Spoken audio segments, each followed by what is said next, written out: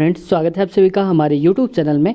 तो फ्रेंड्स, आज हम बात करने वाले हैं यहाँ पर, जैसे कि आप देखते हैं कि जो पार्ट थर्ड है एसएससी एमटीएस जो कि चल रहा है, इसका प्रीवियस ईयर हम क्वेश्चन पेपर करा रहे हैं और इसका ये जो पार्ट होगा वो थर्ड होगा। और अगर आपने पार्ट 1 और पार्ट 2 नहीं देखे हैं तो लिंक डिस्क्रिप्शन में है, आप वहाँ से चेक कर सकते हैं। तो फ्रेंड्स देखो, क्योंकि ऐसे क्वेश्चन जो आते हैं, इस क्वेश्चन को कराने का मकसद क्या है कि ऐसे क्वेश्चन अगर आप सॉल्व करेंगे तो आपको ये आइडिया लग जाएगा कि किस टाइप के क्वेश्चंस पूछे जाते हैं, ताकि आप वैसे ही क्वेश्चंस को आप रिवाइज कर सकें और ज़्यादा से ज़्यादा। क्योंकि देखो, पेपर में आना इम्पॉर्टेंट नहीं होता, इम्पॉर्टेंट वो होता है कि हमें कौन सी चीज़ पढ़नी है जो कि क्वेश्चन पेपर में पूछी जा रही है, वो इम्पॉर्टेंट है। नॉलेज इंपॉर्टेंट नहीं है कि हमें सिर्फ और सिर्फ वही चीज़ पढ़नी है जो कि पेपर में आनी है। तो वैसे ही इस पेपर को कराने का मकसद यही है कि आपको एक आइडिया लग जाएगा कि किस टाइप के जो क्वेश्चंस हैं वो पूछे जा सकते हैं। तो फ्रेंड्स, अगर आप चैनल पर नए हैं तो आपसे रिक्वेस्ट है चैनल को सब्सक्राइब ज़रूर कर लें। और आइए शुरुआत करते हैं आज की इस वीडियो की। अब देखो, ऐसे क्वेश्चन हर एक बार पूछ लिए जाते हैं और ऐसे क्वेश्चन में क्या होता है कि एक कथन दिया होता है, यानी कि स्टेटमेंट दिया होता है और इसके बाद वहाँ पर कुछ निष्कर्ष दिया होता है कि वो स्टेटमेंट फॉलो हो रहे हैं नहीं हो रहा है। इस क्वेश्चन में आपने करे भी होंगे ऐसे क्वेश्चंस, लेकिन इसको करना ही ज़रूरी है क्योंकि ऐसे क्वेश्चंस इंपॉर्टेंट ही हो जाते हैं। अब देखो, इसके बाद हम मैथ के क्वेश्चन भी करेंगे आगे। अब देखो फ्रेंड्स, यहाँ पर पहला क्वेश्चन अगर हम यहाँ पर बात कर लें कथन की, तो कथन क्या बोल रहा है, सभी टी क्यू हैं। यानी कि हम कहते हैं कि पहले क्यू बड़ा होगा, ऐसे मान लो हमने बना लिया इसको क्यू, ठीक है। इसमें मैं नाम लिख देता हूँ, इसका नाम हो गया क्यू, ठीक है। और इसके बाद यहाँ पर बोला जा रहा है सभी टी, तो टी का मतलब क्या हुआ कि टी इसी के अंदर ही तो होंगे। तो मान लो मैं कह देता हूँ कि यहाँ पर है ये टी, ठीक है। तो ये बड़ा वाला हो गया सारा क्यू और ये हो गया यहाँ पर टी, तो मैं इसमें लिख देता हूँ टी, ठीक है। अब देखो अगला सेकंड वाला पढ़ते हैं, ये वाला। तो कह रहा है कोई भी एम टी नहीं है, यानी कि इसका मतलब हो गया कि यहाँ पर कोई एक एम होगा जो कि टी को टच नहीं करेगा, क्यू को कर सकता है क्योंकि क्यू की ऐसी कोई बात नहीं दी गई है, ठीक है। तो अब मान लो कि मैं कर देता हूँ इसको यहाँ पर ऐसे, ठीक है। अब यहाँ पर क्या हो गया, ये हो जाएगा हमारा एम, तो यहाँ पर मैं लिख देता हूँ इसको एम, ठीक है। अब आते हैं यहाँ पर निष्कर्ष क्या बोलता है। निष्कर्ष ये बोल रहा है कि कोई भी टी एम नहीं है। तो देखो, कोई भी टी एम है क्या, मतलब टच कर रहे हैं क्या, एक दूसरे को नहीं कर रहे ना, तो इसका मतलब है ये पहली वाली बात सही बोली जा रही। अगला जो सेकंड नंबर है, कुछ क्यू एम नहीं है, यानी कि देखो कुछ जो क्यू हैं, मतलब कि ये वाले, ये बाहर वाले एम नहीं है। तो एम क्यों नहीं है, क्योंकि एम का सिर्फ जो एरिया है वो सिर्फ और सिर्फ यहाँ तक आ रहा है। इसका मतलब कि जो क्यू है सिर्फ इतने ही एम हैं जो क्यू के पास हैं, यानी कि क्यू और एम सिर्फ इतने ही हैं, बाकी नहीं है। तो क्या बोल रहा है, कुछ क्यू एम नहीं है, तो कुछ ये जो क्यू है ना, ये वाले, ये एम कहाँ है, नहीं है ना, क्योंकि एम तो यहीं तक आ रहा है। तो इसका मतलब ये भी बात सही है। तो हमारा ऑप्शन नंबर हो जाएगा कौन सा क्वेश्चन, ऑप्शन नंबर हो जाएगा इसका 4, ठीक है। ये समझ में आया। अगला क्वेश्चन देखते हैं आज का हमारा सेकंड नंबर। और सेकंड नंबर में ऐसे क्वेश्चंस कई बार दे दिए जाते हैं कंफ्यूज करने के लिए, लेकिन अगर आप प्रैक्टिस करेंगे तो आ जाएगा आसानी के साथ से। देखो यहाँ पर क्या बोल रहा है, कागज़ का एक टुकड़ा है। अब टुकड़ा किस प्रकार से है, ये पूरा एक कागज़ का टुकड़ा है, ठीक है। इसको फोल्ड करा जाता है, पहले ये वाला, जैसे मान लो कि ये कागज़ है, ये वाला, ये पूरा, तो इसको फोल्ड कर देंगे तो क्या होगा, ये वाला जो है ये हिस्सा इसके ऊपर ही तो आ जाएगा, मतलब ये ऐसे हो जाएगा।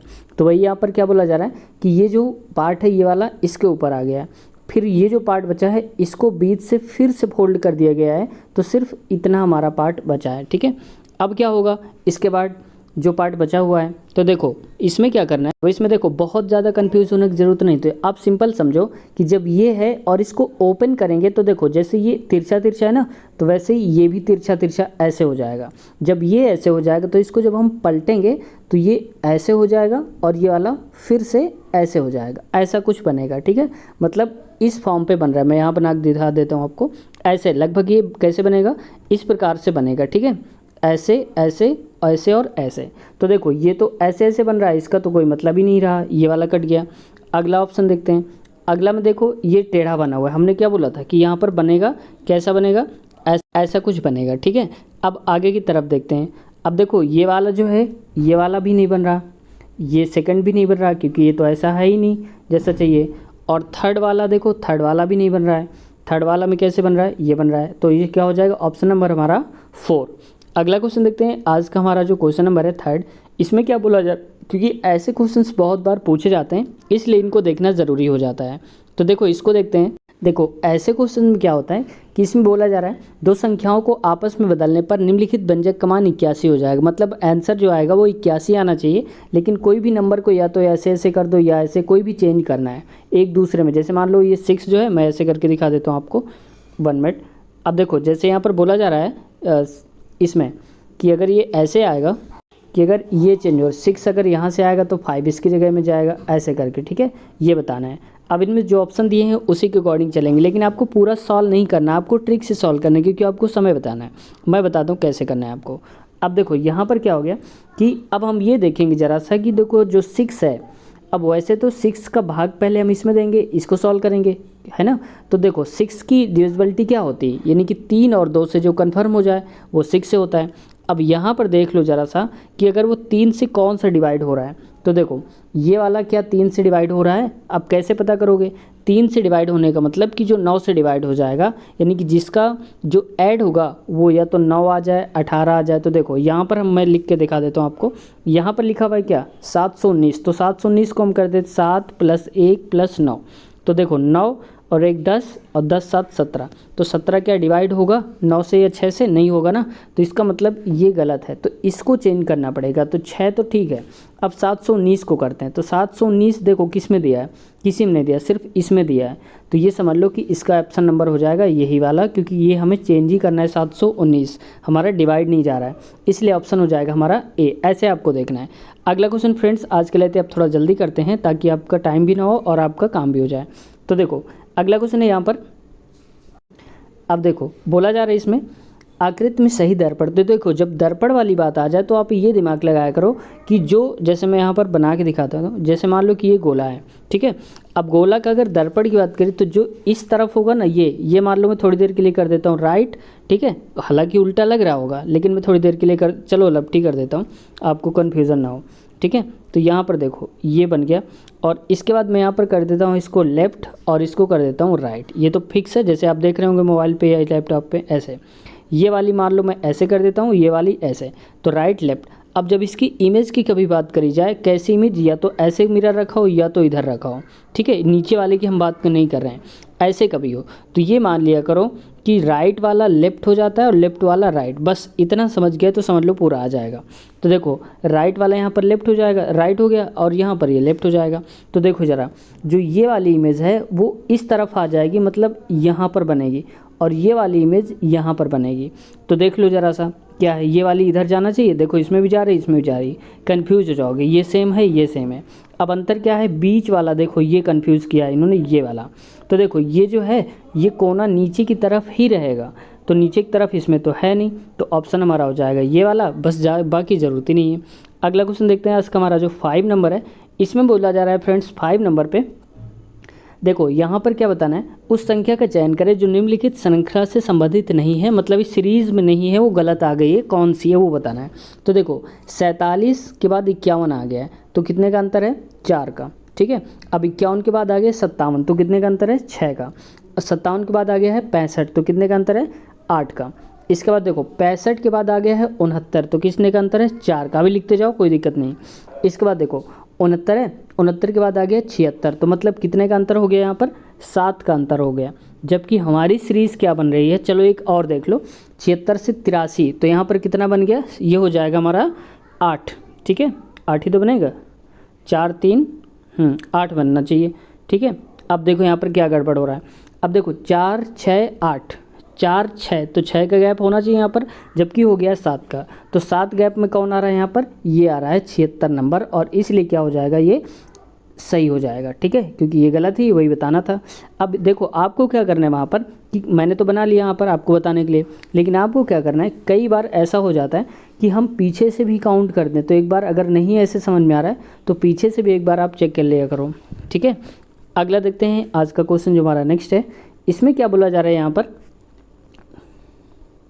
तो देखो ये क्वेश्चन जो है ये आसान क्वेश्चन है, मतलब क्या है, RTV-Z, जितने जितने का अंतर हो आप वो देख लेना, और इसको आपको कमेंट में बताना है कि ऑप्शन नंबर ABCD कौन सा सही है, ठीक है। आप चाहें तो 1 2 3 भी लिख सकते हैं, लेकिन मैं कहूँगा कि ABC लिख सकते हैं आप, क्योंकि 1 2 3 ना भी लिखें आप, तो ABCD लिखकर आप बताएंगे खुद की इसका आंसर कौन सा सही है, ये आप पर छोड़ देता हूँ। अगला क्वेश्चन है फ्रेंड्स आज का हमारा 7 नंबर। अब देखो 7 नंबर भी सेम वैसा ही क्वेश्चन आ रहा है। देखो ऐसा क्वेश्चन आ रहा है, इसका मतलब हो गया कि ये हमें पढ़कर ही जाना है। कौन सा? यहाँ पर जो कथन और निष्कर्ष है, तो ये मोस्ट इंपॉर्टेंट है, आप ये समझ लो, ठीक है। मोस्ट इंपॉर्टेंट क्वेश्चन है, इसको आपको जाना है। तो इसमें मैं स्टार लगा देता हूँ। ऐसे टाइप के क्वेश्चन पढ़ के जाना है। अब देखो हो सकता है कि कोई भी नीला, आप कहेंगे सर ने आपने नीला पढ़ाया सफ़ेद आ गया, काला आ गया तो ऐसा नहीं। इसका मतलब है कि मान लो यहाँ पर नीला सफ़ेद आ रहा है, तो आपको यहाँ से ये दिमाग लगाना है कि कथन और निष्कर्ष के जो क्वेश्चन हैं उनको रिवाइज कर लेना है।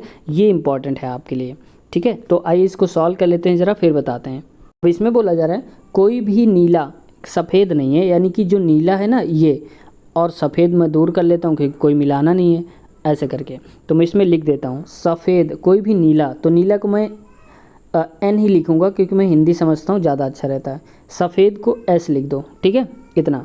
अब नीचे वाला क्या बोल रहा है, ये वाला, कोई भी काला नीला नहीं है। तो देखो कोई भी काला, काला की बात करी गई, नीला नहीं है। इसका मतलब कि ये जो सफ़ेद है वो हो सकता है लेकिन नीला नहीं हो सकता, ठीक है।